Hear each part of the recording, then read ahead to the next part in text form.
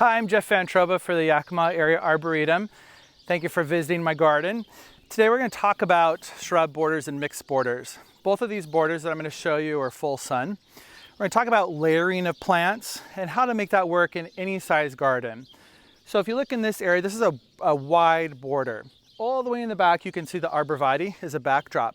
Arborvitae are a great backdrop for plants being dark green, being evergreen. They just give a nice foliar effect for things planted in front of them.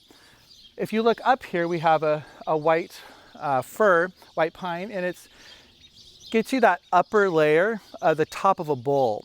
So when you're thinking about this and you're looking at that, think of yourself in a bowl. You're at the bottom of the bowl and you pan around and all those trees are on the upper edge, and then you come down in size until you get to the bottom where you're standing and viewing your landscape.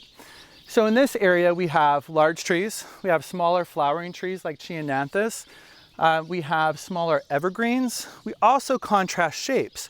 So you have these columnar shapes, you have spreading shapes, mounded shapes.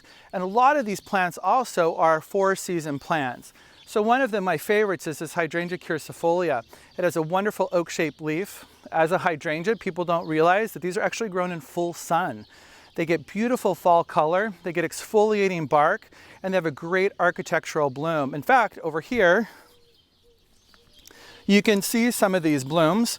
I left them on so you guys could see what the effects are, but you can imagine these, and these start off as pink and they fade to a beautiful cream color, and they look cool all year round.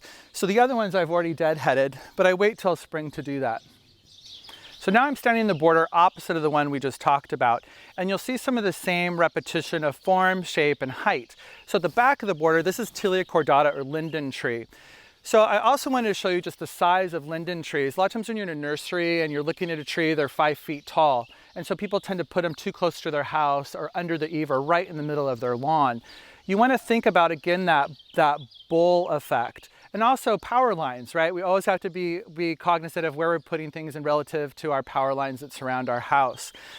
Linden trees are a great tree. As you can see on there, they have a leaf that is shimmering almost. It has two tones to it. When they bloom, they smell fantastic. They are great for our native pollinators and even European honeybees.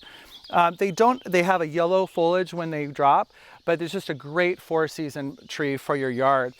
And then when you look at that, to kind of bring that bowl again, that side of that bowl down, you have other trees in here. So you have the Cornus alternifolia, golden shadows, pseudocamellia. These are actually large hydrangea paniculatas. These also are full sun type of hydrangeas, and you can let them grow to a height of about 8 to 10 feet. I also have a fastigiata type of magnolia called Daybreak, which is one of my favorites. As an R zone 6 climate, it's great because it blooms late. So typically it avoids our late season frost that we typically will have. And that will a lot of times damage the big saucer magnolias that you see around town. And again, we're also looking, remember, at texture. And so we have this Tross birch, which is fine, frilly kind of a leaf with a silver lock fir right next to it. And then you repeat the silver in the Brunera, which is your perennials, down towards the bottom layer of that bowl. The other thing, though, I know I'm talking about the bowl and is a general framework for your design, but you don't always have to abide by that. You want to sometimes put some larger things at the front of the border to give you kind of a peekaboo effect as you move around, so that visually everything isn't revealed to you all at once.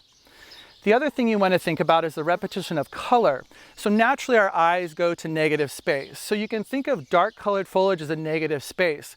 So when you come into this area of my garden, you have a dark Weigelia here, you repeat that here, and then on the opposite bed you have that same repetition of those dark colored foliage plants that really kind of draw your eye around that bowl.